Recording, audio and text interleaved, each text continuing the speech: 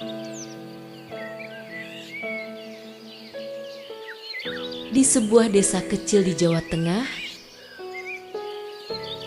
tepatnya di Desa Balerejo, Kecamatan Dempet, Kabupaten Demak.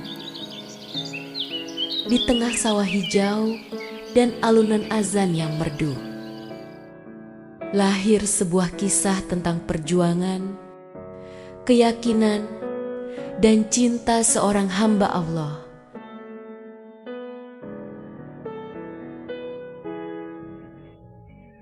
Di usianya yang menginjak 9 tahun, Abah Yai Kholil Ridwan ditinggalkan oleh orang tuanya yang dipanggil Sang Pencipta. Dengan hati yang penuh kesabaran dan berbekal tekad yang kuat, beliau melangkah menimba ilmu mencari jati diri menuju pesantren Al-Masum di Desa Brakas, Kabupaten Demak. Sebuah pesantren salaf di bawah asuhan Al-Alim Syekh Subakir Al-Hafidh. Abah Yai Kholil menimba ilmu agama dengan penuh semangat dan dengan segala keterbatasan.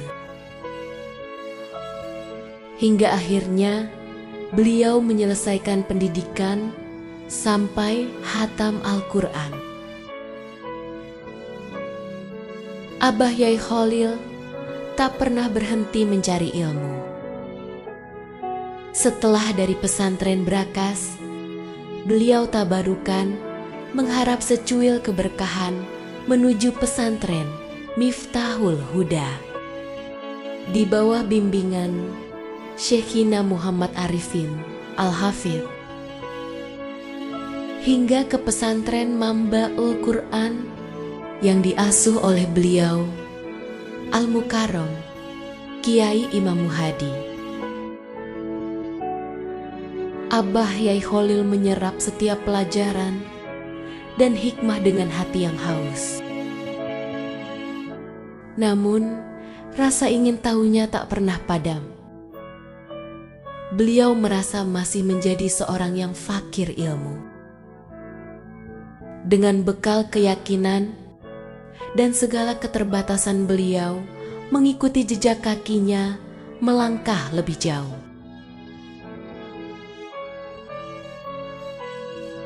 Tahun 1990 sampailah beliau di tanah Sumatera, tepatnya di daerah Lampung Selatan, yaitu Pondok Pesantren Al-Fatah. Di bawah asuhan Al-Alim Kiai Haji Zainuddin Usman Al-Hafidh, beliau berkhidmah mengharap tetesan-tetesan keberkahan dan ilmu bersama 9 santri, kawan seperjuangannya. Beliau menjalani hari-hari penuh suka dan duka, tertawa dan menangis dalam pengabdian yang penuh makna.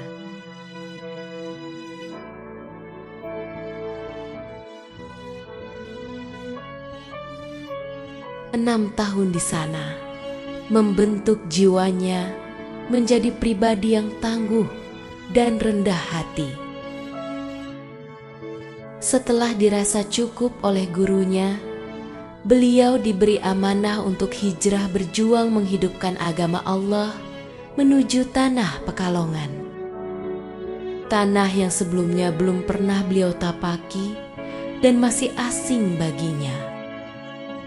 Apalagi Pekalongan terkenal dengan kota santri yang penuh orang alim,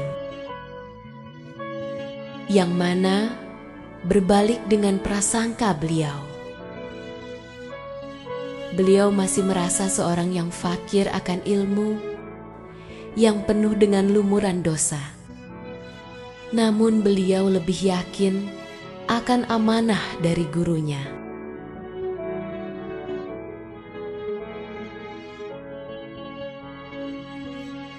Sebelum memulai perjuangannya, pada akhir 1996, Abah Yai Kholil menemukan belahan jiwanya. perempuan bernama Sri Nailul Muna, seorang bidadari yang sangat cantik tiada tara, yang rela mendampinginya dalam kefakiran dan perjuangan. Dengan restu guru dan doa ibunya, mereka menikah dan memulai hidup baru di Pekalongan, kota santri yang asing baginya.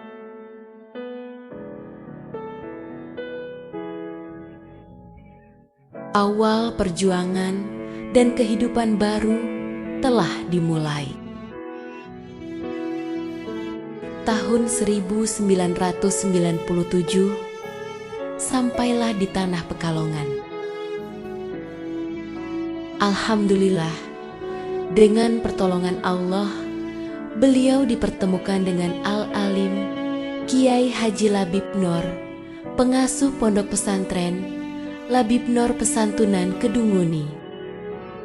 Kemudian sowan kepada Maulana Habib Muhammad Lutfi bin Yahya. Beliau memberikan saran dan juga doa restu untuk berjuang di Pekalongan, tepatnya di Dukuh Tambor, Desa Nyamo. Abah Kiai Kholil memulai langkah kecilnya. Dari satu anak tetangga yang diajari mengaji, jumlah muridnya pun bertambah. Majelis Talim Ashifa lahir, sebuah nama yang berarti penyembuh. Penyembuh kebodohan, ketidaksadaran, dan penyakit jiwa. Penyembuh bagi orang-orang yang tidak sadar menjadi sadar.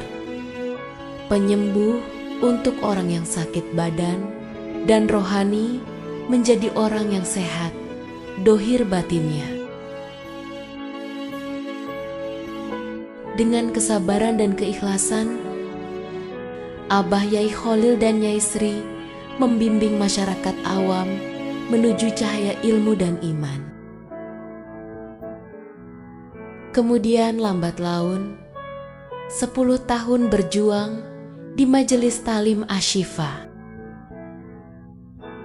Beliau bertemu dengan Ahinal Kirom, Bapak Kiai Khairuddin Sumurwatu Bojong, dan diajak silaturahim pada Kiai Haji Imam bin Jailani Al-Arif Billah. Disitulah awal cikal bakal pembuatan Ponpes Ashifa dengan iringan doa restu beliau berdua sekaligus izin Allah dan segenap tokoh-tokoh masyarakat dan tokoh agama sekitar. Maka pada awal bulan Mei, tanggal 1 2007, dimulailah penggalian pondasi Ponpes tersebut. Pada akhir Juli, tepatnya tanggal 21 Juli tahun 2007, Ponpes Ashifa ditempati dan berkembang sampai sekarang.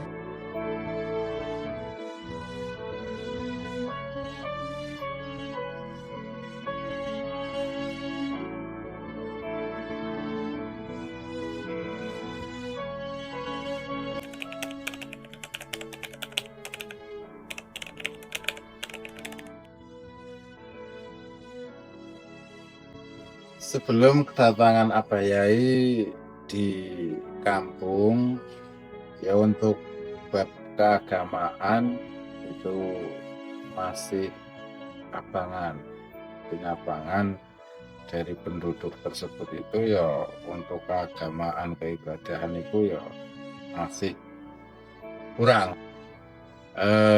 Waktu kedatangan beliau itu mulai dari masyarakat yang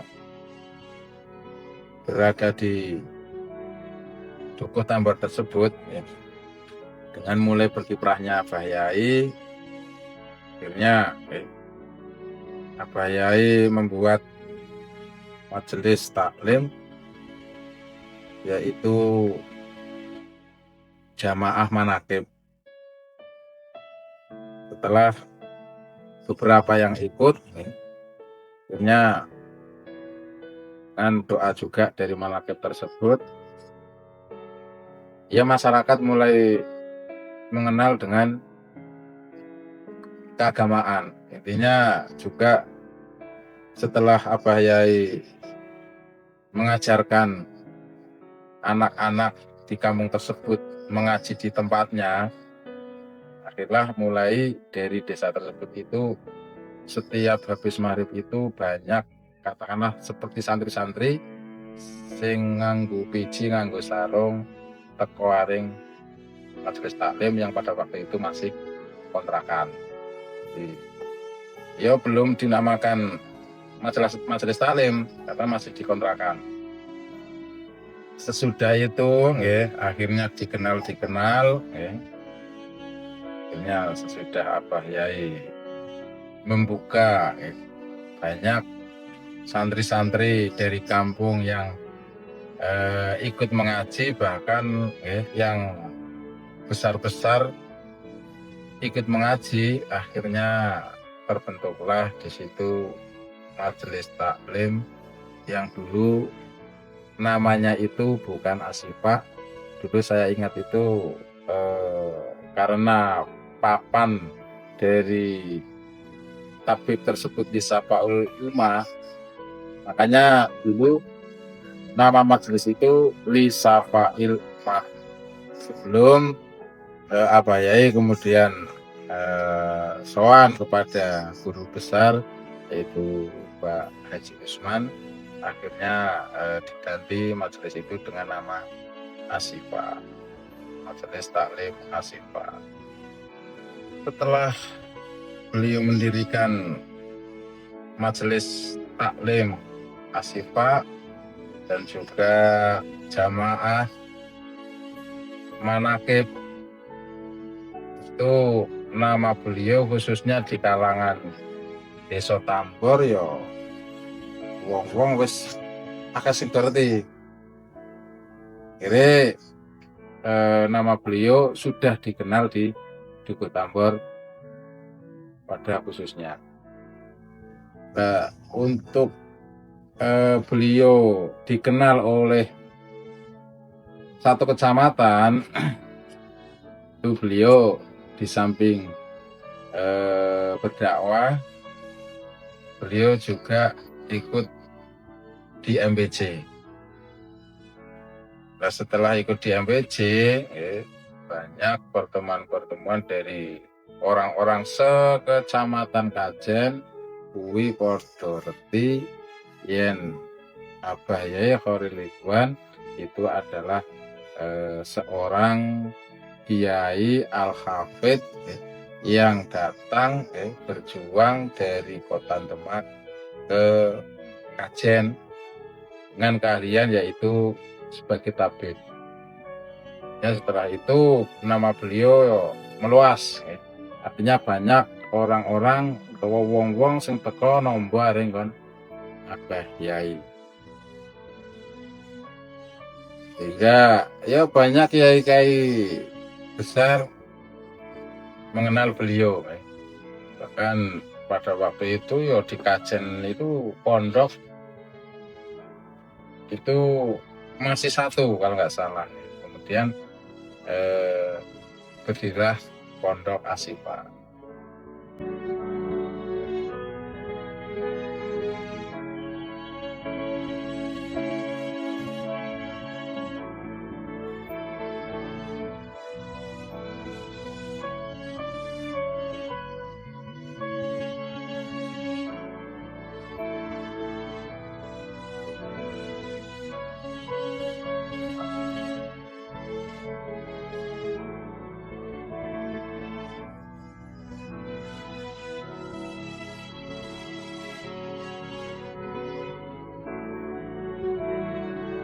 Dari seorang yatim piatu yang penuh keterbatasan,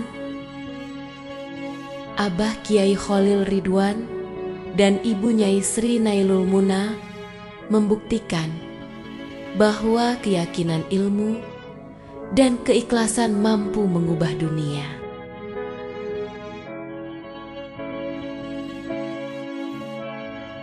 Pondok Pesantren Asy-Syifa kini menjadi saksi bisu perjuangan mereka. Sebuah warisan yang terus menyembuhkan hati dan jiwa hingga akhir zaman.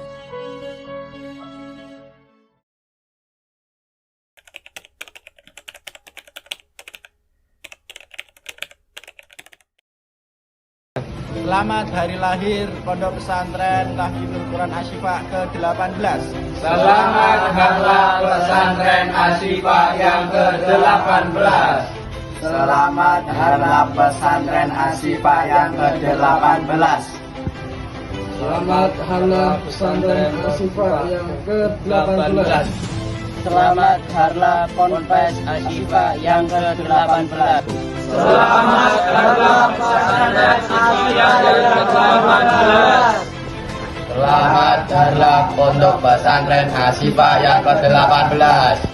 Selamat hari Pondok Pesantren Asy-Syifa yang ke-18. Selamat hari Pondok Pesantren Asy-Syifa yang ke-18. Selamat hari pesantren Asy-Syifa yang ke-18. Selamat hari pesantren Asy-Syifa yang ke-18. Selamat hari pesantren Asy-Syifa yang ke-18. Selamat hari pesantren Asy-Syifa yang ke-18. Semoga tambah barokah, semoga tambah bermanfaat untuk masyarakat. Semoga tambah sukses. Semoga tambah sukses.